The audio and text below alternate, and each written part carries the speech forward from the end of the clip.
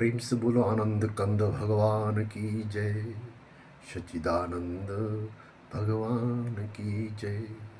आनंद कंद भगवान की जय।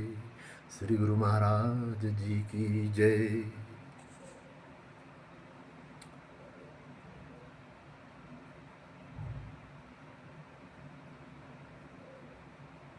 इस संसार में हम लोग मानव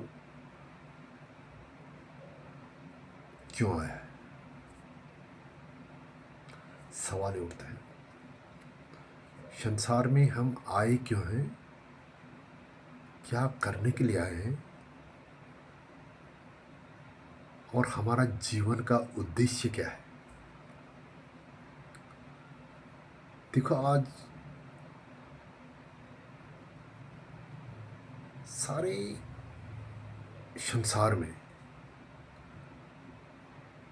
हर व्यक्ति जो भी कर रहा है वो समझता है कि मैं जो कर रहा हूँ सही है, मगर वास्तव में सही क्या है, जीवन की दिशा क्या है।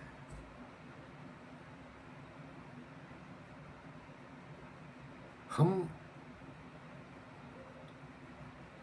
अपने जीवन से भटके हुए क्यों हैं।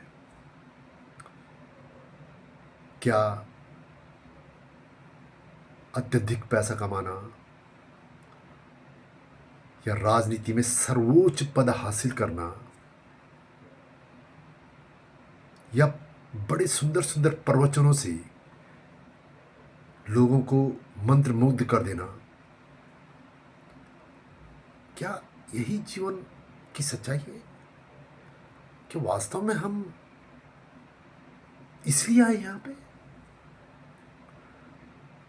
हर व्यक्ति की दौड़ पैसा, पावर और पोजीशन, उसके बाद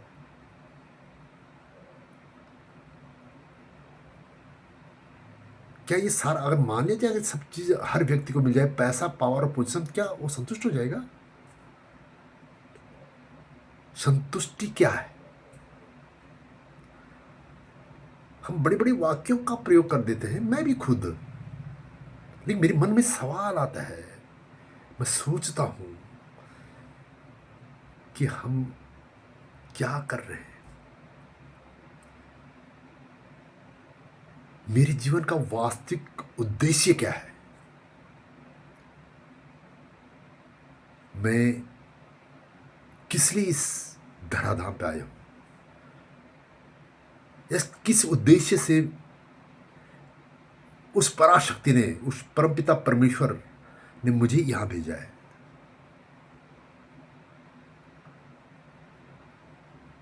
मुझे क्या चाहिए। और सारा जीवन व्यक्ति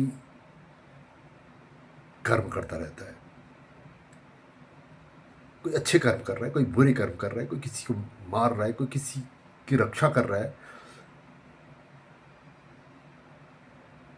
हर व्यक्ति अपने अपने हिसाब से जो कर रहा है वो सोचता है कि मैं ये सही कर रहा हूं, लेकिन वास्तव में सही है क्या चीज।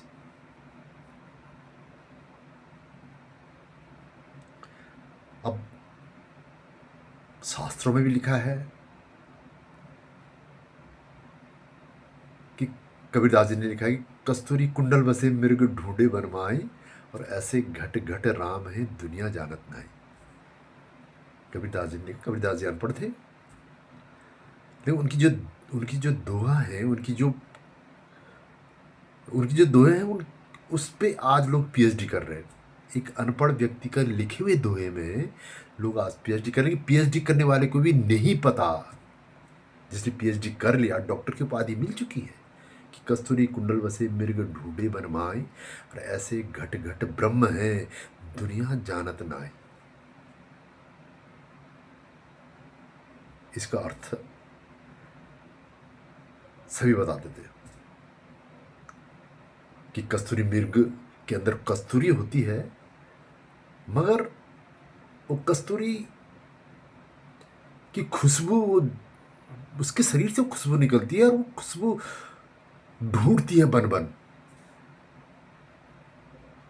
अब कहा कि ठीक उसी प्रकार से हे मनुष्य, तेरे अंदर उस परमपिता परमेश्वर की खुशबू है, मगर फिर भी तू कहाँ भाग रहा है, कहाँ ढूंढ रहा है। ये ये इस अर्थ को मैं भी जानता हूँ, और अगर जो आप सुन रहे हैं तो आप भी जानते हो। मगर क्या वास्तव में हम इसके बारे में हमने रिसर्च किया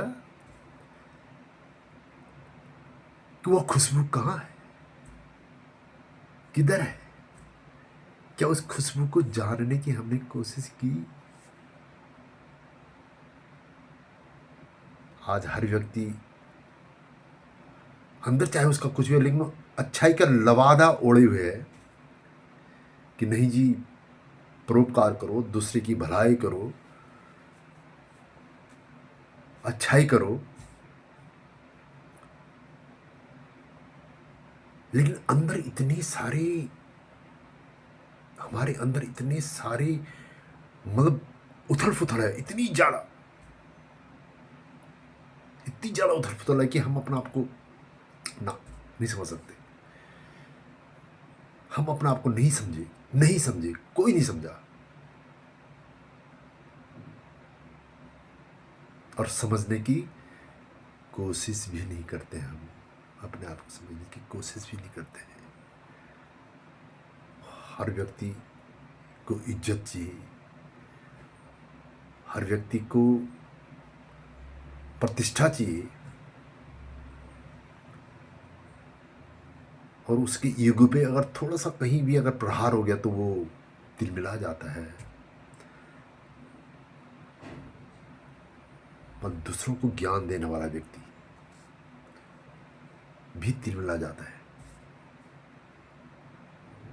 क्योंकि जो तिलमाही तेल है, जो चकमक में आग, और तेरा सही तुझ में जाग सके तो जाग। हम जानते नहीं, जाना हमने जाना नहीं, और कब जानेंगे? उस परमपिता परमेश्वर को जानने के लिए अपने अंदर जाना होगा।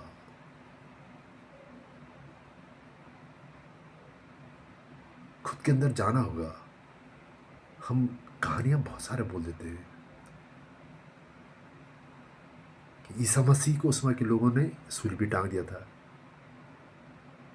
ईसा मसीह जी को आज उनकी जो फोटो हम जो देखते हैं वो लगा है चारों तरफ, और ईसा मसीह सूली पे टंगे हुए हैं और उसकी पूजा कर रहे हैं। उस वक्त जो उस समय के लोग थे, उन्होंने ईसा मसीह को सूली पे टांग दिया, और जिन्होंने सूली पे टांगा उन्हीं के संतानें आज ईसा मसीह की पूजा कर रहे हैं। और ईसा मसीह जी ने कहा कि हे परमपिता परमेश्वर, इन लोगों को माफ़ कर देना, क्योंकि ये नहीं जानते कि ये क्या कर रहे हैं। क्या हमारे अंदर वो शक्ति है? अगर हमको किसी ने कुछ कह दिया तो हम तिलमिला जाते हैं, हम प्रतिशोध की आग में जल जाते हैं, भड़क जाते हैं, और उस प्रतिशोध में उस व्यक्ति को नुकसान पहुंचाते हैं, जिससे हमारे ईगो को हर्ट हो।